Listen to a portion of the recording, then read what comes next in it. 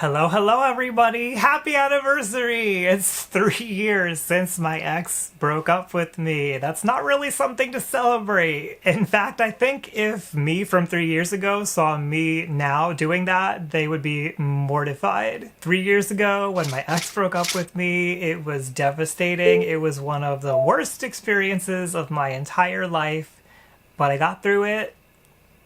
Debatable. I'll say I got through it.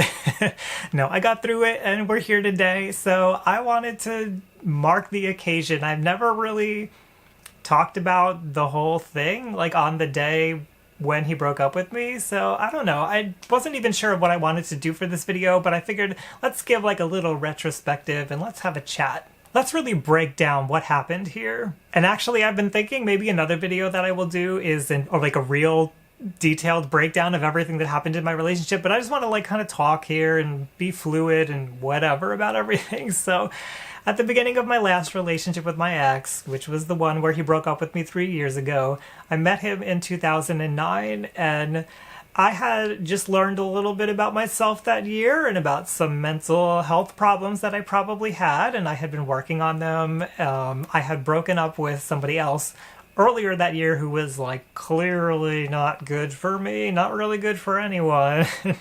And I say that just because of the dynamic that they had with me. Like that was not a good dynamic for any. No, you just don't have relationships like that. So that ended. That was a good thing. And then that was earlier in the year. Throughout the year, I had been dating a little bit, but I was still a little bit crazy because of that mental. I mean, I'm still a little crazy, but back then I was like really crazy because of those mental health issues that I was having. And I was dating some strange people. It was a weird time. I did something really weird that maybe I'll talk about one time that still kind of cracks me up to this day, but it was a weird summer, let's just put it that way. It was a very exciting, weird summer, and then come the fall, I was kind of like settling down, and I realized, you know what, maybe I just need to like chill out with this dating thing and just be myself and just like live in the world, no expectations, and just be chill. What's wrong with just being chill? A chill single dude, that's a good thing. Of course I was not chill because my mental health issues made me not be chill. I was like angry all the time and I had these like explosive like moments and I was just a weird person, okay? Weirder than I am today. But I was trying my best to be chill and like deal with all of that stuff. And so the fall came around and I was like still browsing the dating sites, but this time I was not like, I gotta get into a relationship. It was just kind of like, whatever happens, happens. If people just want to have a conversation with me, let's have a conversation. You don't want to have a conversation? Whatever. You want to hang out? You want to do something? You want to date? Like what? It was just whatever. At that point for me, I was just living and trying to be happy. So I had met somebody on one of these sites. That would be my ex.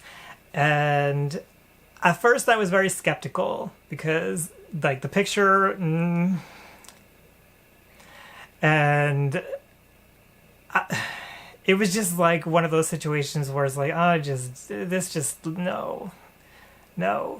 But he had a conversation with me, and frankly, it's still the same today where it's very hard to even have a conversation with somebody on a dating site. I don't know what it is. Hello, people. Like, don't you use social media all the time? Or maybe I think I'm weird. Maybe I'm the weirdo here where I use social media all the time and I talk to friends from other parts of the world and like it's exciting to me. I love this internet time and I can be talking with people, and no, it sucks that I'm like not in the same room as them, but I love it. And so to me, I was kind of like, really like nobody wants to even have a conversation with me. So finally he came along and had conversations with me, and I was like, oh, this is kind of nice. And I made clear like I'm not really looking for any kind of relationship, I'm just looking for friends right now. And it was nice. It was just nice to have somebody else that could have a conversation. This was like the end of October. It was like right around Halloween, and I think he was trying to have me come over or something. I was like, I don't know about today, blah blah blah. Because still to this day, if you know anything about me, like I like to have things planned out in advance. I mean, back then I was definitely a lot more impulsive and would like do things on the spur of the moment, but I've kind of settled into this point in life where like, let's make a plan, like, and then stick to that plan. Let's just go on this time at this day and do something. So I think I blew him off a few times. I was like, I'm fine. We had talked on the phone, so it wasn't like I didn't know he was like a real person, and I had a sense of who he was. Did I have a sense of who he was, though? Okay, well, at least I thought I had a sense of who he was. Like, I felt a little comfortable. And one day I had taken my car to get serviced, and he called me while that was going on, and it was like not a good time for me. I was not doing well financially, and the car service was going to cost a lot, and I was pissed off, and I raged when he called me. I was just raging. But he said, like, why don't I meet you somewhere? And I'm like, now, no, like, no, just no. I was just full on rage, and he kept insisting, no, look, it's on your way home. I'll meet you here, blah, blah, blah. And I said, you know what? Fine. Meet me there. I don't want you to buy me anything. Like, I was just a nasty person back then. I was like, you're not going to buy me anything. We're not going to do this. We're not going to do that. We're just going to meet for a few minutes, and that's it. And so that's what we did. I went and I met him on the way home from having my car serviced, and I was kind of like nasty up front, like, this is how it's going to go. We're going to sit down, we're going to talk, and that's it. But then I wound up staying for a while because I kind of enjoyed his company. And I like conversation, and I wasn't getting conversation from anybody else. So this was like a nice change of pace here. And I don't know. I don't remember very much about what we talked about, but I just remember walking away feeling like, okay, that was nice. And so from then on, I started saying that I wanted to hang out with him. And like that kind of got the ball rolling a little bit. Now, we hung out a few times after that, and it was at his place. Not sure why. I had my own place at the time, but we went to his place. And I had only been to his place a couple of times when he started like advancing on me and trying to kiss me. And I was like, I don't want that. I just want to stay friends. But I guess part of me still did kind of want that. So eventually I gave in, and, we started doing stuff that not just friends do. And then very shortly after that, his sister had come over from wherever she was living at the time. I'm not entirely positive. But she came over, and he introduced me as his boyfriend. Now, we only knew each other for like a month at that point, I think. Yeah, about a month. And I was like, okay, is that what we're going with? All right, I guess. Hi, I'm his boyfriend. But I don't want to drag this out too much. So we spent a lot of that first like year or so, me going over to his place. Sometimes he came to my place, and it was just like fun. Like I did things I didn't normally do. Like I would stay over and then get up at like 3 or 4 in the morning and go home and shower and get ready for work or something. Like that's not me, but it was me at the time. It was just like this fun little cocoon of like a different way of living, and I was having fun with it. That was kind of like my thing. Am I having fun? Am I enjoying it? Then whatever, it is what it is. So I think it was like a year and a half, maybe 2 years into this relationship, probably a year and a half.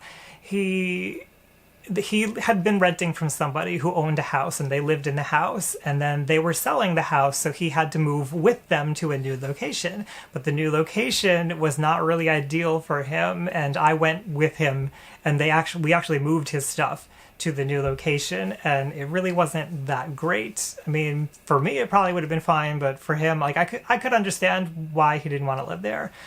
So I suggested, like, while his stuff was still in boxes and everything, what about if we moved in together? And that's what we did. We found a place that was like right in the middle of a town, and I really liked it actually, and it was a little bit above what I would have wanted to pay, but I figured, you know what, it was a good location. It was like a nice place, and it was definitely like a safe place. So we moved there. It was a little rocky. I will not say that it wasn't, but it was nice. I would come home from work, and I had set up a garden outside for the first time in my life. Like I made like a real garden. I had tried to do that a little bit on my own at my older place that I lived at, but there was a lot of shade. It was not ideal conditions to be able to garden. I didn't even really have dirt. I had concrete, so I had to try to do everything in pots. But here, I had a lot of dirt. There was a lot of sun, and I could grow a lot of plants, and that's what I did, and I really enjoyed that. And I took all the stones around from the property because there was lots and lots of little stones. And I took those one day, or maybe it was 2 days, probably one day. I remember it took a long time, and I made a heart shape out of the stones. So when you would walk in through our back gate, you would see the big heart shape. And that was kind of like a little reminder to me of how I felt about the relationship. And I really liked the relationship at that time. I forgot about a lot of this much later when it came to the breakup. But during this time, I really loved this relationship. Like, we would cook for each other, we would spend nights together, we were loving towards each other. I don't want to act like everything was perfect, because there were definitely problems there in the beginning. But overall, it was a good time. So about a year or two from that point of moving in, the problems started really surfacing. And to be totally honest, the problems were there from the beginning. But they started becoming really prominent here at this point in the relationship. And like the apex of the problems was when I discovered that he had been cheating on me, and he had denied it at first. I told him I have proof. And so that was that. Really, from that point on, the relationship changed in drastic ways. So before then, like I said, we had problems. He had been giving me the silent treatment sometimes, and we would argue, but it felt like whatever. We kind of like moved past it. But once he cheated on me, like the whole relationship got very uncomfortable and weird, probably for both of us. I can really only speak for myself. I decided to continue things on the condition that we go in to see a therapist. And so we started to see a therapist. And anybody who knows my story knows that this therapist was not the right therapist for us, but I didn't know that. And I think it was about a month into therapy, he proposed to me at his sister's house in Virginia. That was really weird because I was the only one who knew, and I was like, well, we just got into therapy because you cheated on me. Why are you proposing to me? But I kind of accepted, thinking in my head, like, okay, well, this is really weird. But somebody's filming. I'm not going to say no because you can't redo this. So I'm going to say yes. And it's just a promise. That was my thinking. Like, it's just a promise. It doesn't mean we have to get married tomorrow. Like, it's just a promise. Let's not make this bigger than it is. Now, I don't remember everything that was going on at that time. I know that I had switched jobs at some point to a new job. I wasn't happy with the new job because they kind of ran out of work for me to do, and they stuck me in this other department, and nothing against anybody in that department if they happen to be watching, but it just became like really boring for me, and I don't know, I just didn't like it. Plain and simple, I didn't like it. So he had offered for me to come work for him. I resisted, but finally I gave in and said, like, okay, let's try this. That turned out to be a big mistake. It caused a lot of problems in the relationship. I think it dragged out for like a year and a half before I finally just stopped working altogether from him, and he just kind of provided a paycheck. Not what I really wanted, not my ideal situation, but the therapist actually encouraged that, and I was trying to trust the therapist and her expertise, and so I let it happen again with a lot of resistance. But going back to the time when I was working for him, like, I had a lot of concerns, and so I said, this place is kind of expensive that we live in. And I was getting frustrated because since we were in a town, there was a lot of bars and people would make noise into the night, like 3 o'clock in the morning, 4 o'clock in the morning. We actually had twice that I recall people urinate on the place we were living in. So I was just getting tired of it. I loved the general location. I loved the garden and all the stuff, but I was like, this is just stressful. And probably all the stress of the relationship made it hard to live there, to be honest. So we sat down and I said, like, why don't we, since I'm working for you now, why don't we bunker down and find a place that's cheaper, below our means, and like, we'll do that. So he agreed, and we found a place a couple towns over, far enough away to be far away. And it was really not an ideal place, but again, we were looking for something below our means. So we had a lot of stuff. The two of us just had a lot of crap, and I still have a lot of crap.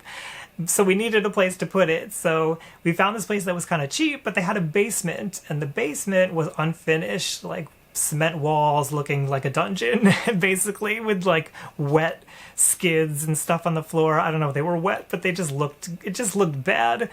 But I'm not somebody to shy away from adventure, and my ex had somebody that worked in construction, and we figured like, okay, you know what, we can ask them if we can finish the basement, and then it would become livable for us, and then it would be worth the rent. So that's what we did. We had somebody, his friend, finish the basement.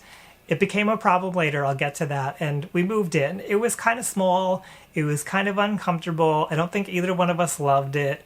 There was people upstairs who I was not fond of their habits. They moved out shortly, and then somebody else moved in who I was uncomfortable around. I was kind of uncomfortable with the landlords. It was generally not a comfortable place to live. So it was uncomfortable to live in, and then the problem started with the basement, and sometimes I would do the laundry down there and the machine would just crap out and it would flood the entire floor, and that was a problem. And I was basically working from home at this point, so this was like, I was always living there and I was always dealing with these problems. So there was that, there was the neighbor, and then every time it would rain, the walls that we put up in the basement would start getting really wet. And before we even moved in, I was to the point of paranoia. I was like so freaked out. I said, if we're gonna do this, I do not want molds. I do not want molds. I do not want molds. And I was researching, like, how do you install the walls? What kind of protection do you need? What kind of floors do you need to put down? And I was confused because I'm not a construction worker, but I kept like looking up this information. I tried to get him involved in the process. Like, what do you think? Do we need this? Are we supposed to use foam? Are we supposed to have a layer of plastic underneath? Like, what? I still don't know the answers to all those questions, but I was very clear, like, the last thing I ever want to deal with is mold. And what do you think happened? Every time we had a bad rain, the wall would start to mold. So now I'm freaking out because I'm like, do we need to get, oh gosh, I forget the name, the people who deal with mold to come in, and are they going to have to like section off the house? Like, this is some scary crap to me. So the way that I dealt with it was basically to buy a drywall cutter, and I just kept cutting out the sections of the wall where the mold started to show up and putting it into a bag. I didn't like it. It made me incredibly uncomfortable, but it's what I did. And I started like taking up I basically tore that whole section of the basement apart and like just threw it in a bag. And then it felt like we were partially living in a dungeon again. By this point, neither one of us was happy. So we were looking for a new place to live. That was also a problem because he didn't want to move to a lot of the places that I wanted to. I wanted to go in a certain direction from where we were because it was usually cheaper. He did not want to do that because he was moving to an office, or he may have already moved by that point to an office close to where we were living, and he didn't want to have to do the drive back and forth. Totally reasonable. I totally get that, but I was also trying to keep us financially in a safe spot. So we argued a lot about where to move to next. We finally found a place that we both liked, and then the deal fell through, and I was really mad about that. It was just such a letdown. And then finally, and I should mention that during this time I did take a part-time job because I was feeling so guilty about not working, and it was just a mess. That whole situation, that year or so that we were there, was awful. Finally, we found a place, which was the last place that we lived together, which was pretty far from where he worked and definitely put another strain on us. But it was peaceful, it was quiet, it was wonderful. It was anything that I could have wanted. I don't know about him, but it wasn't enough. We got into a fight while I was there, where we were supposed to be going on vacation, and I was concerned about like the general household stuff, like how are the plants going to get watered, and these were like plants that he wanted. They weren't even my plants, and I bought them for him. Like, I was whatever. I wanted these plants to be taken care of and watered so that he would come home and he would still have his plants. And I was worried about our cat and who was going to take care of her, and I was just, just the general stuff that you try to make sure you're taken care of before you start a vacation. But he didn't want to be involved in any of that. I guess he was mad about something or anxious about something, or I don't know, because he never really communicated well with me.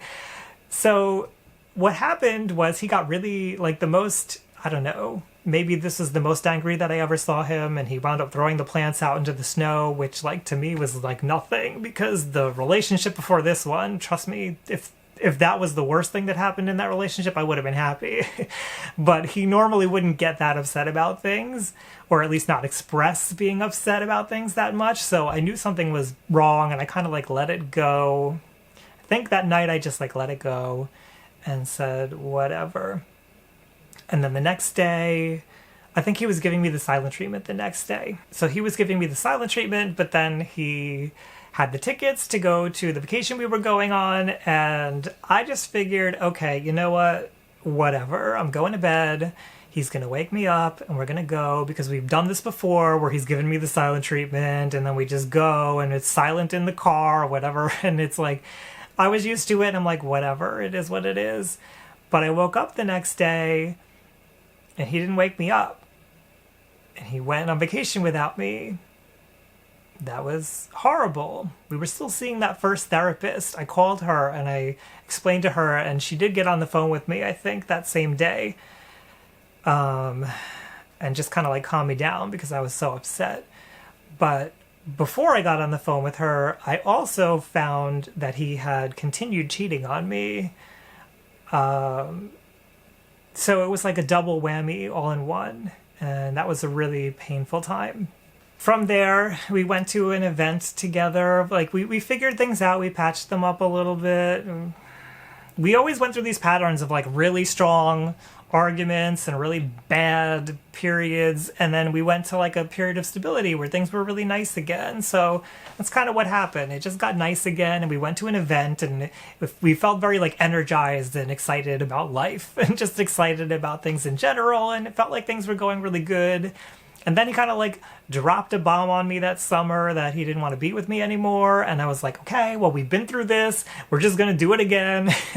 And that's kind of what happened, is like I said, well, I still want to be together. I'm not sure why you don't want to be with me. And like, let's work this out. And so we just continued.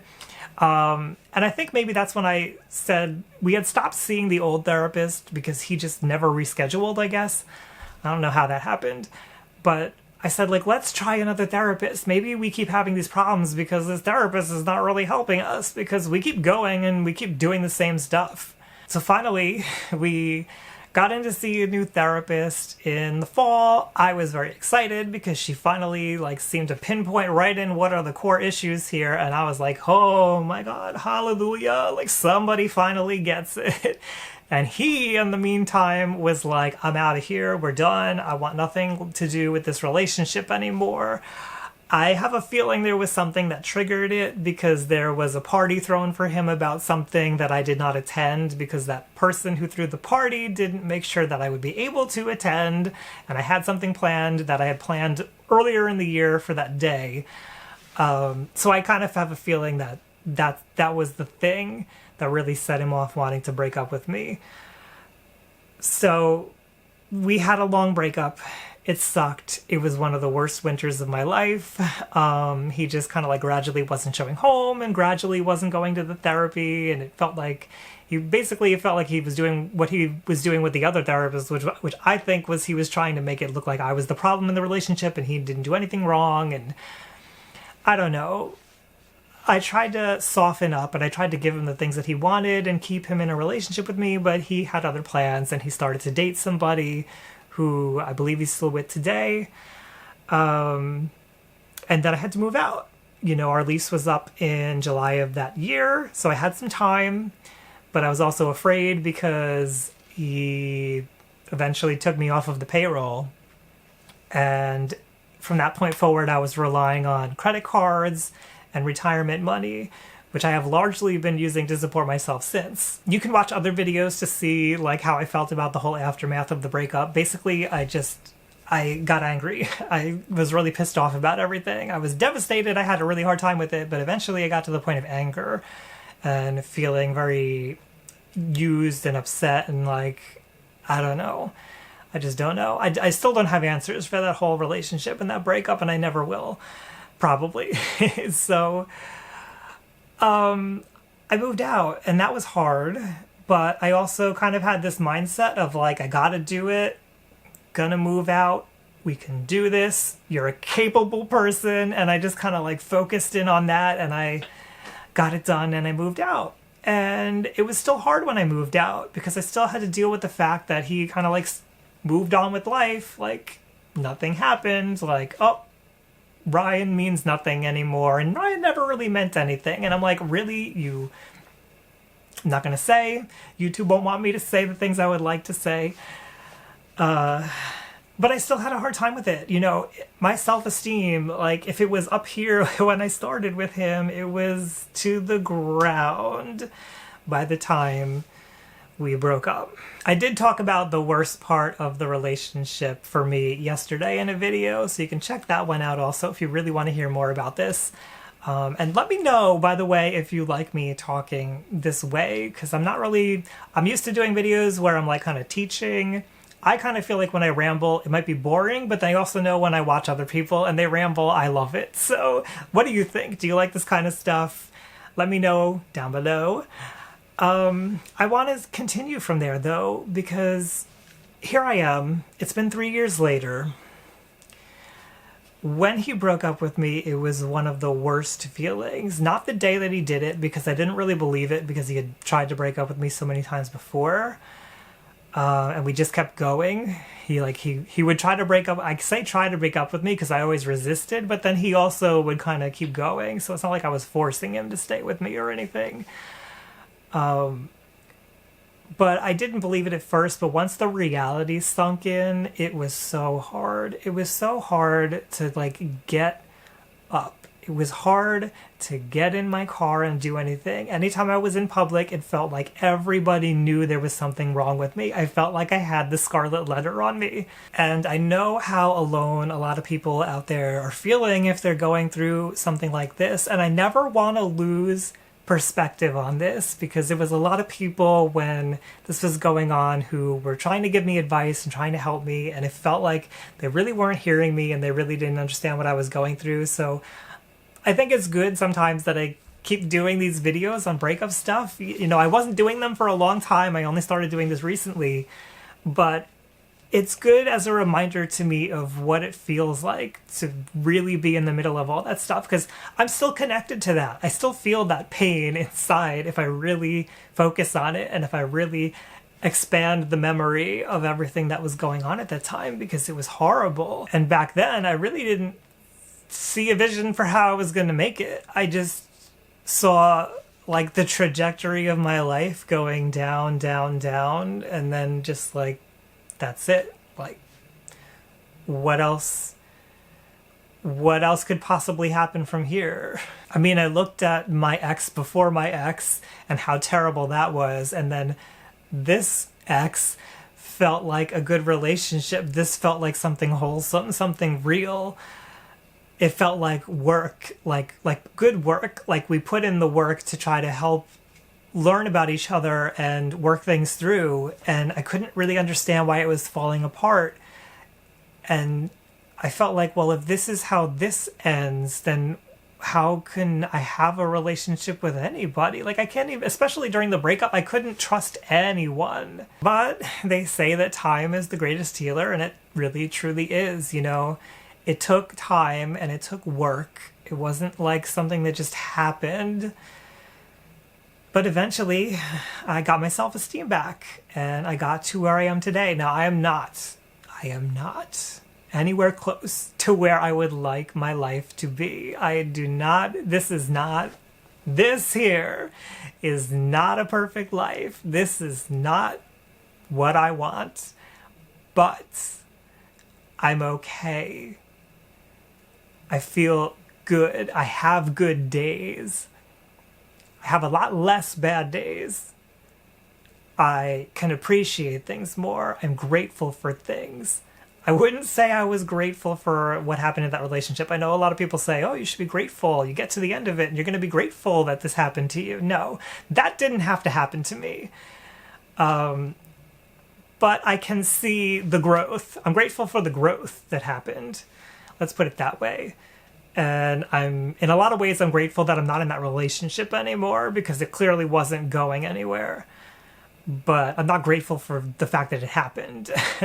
I still think that if he was willing to actually work on things, that we could have had a really good relationship. We could have gone ahead to get married. We could have done the things we wanted to do in life. I don't know, maybe he thinks he's living that life with whoever he's with now. But it is what it is, and here I am 3 years later. What I do know after 3 years is that I have grown a ton.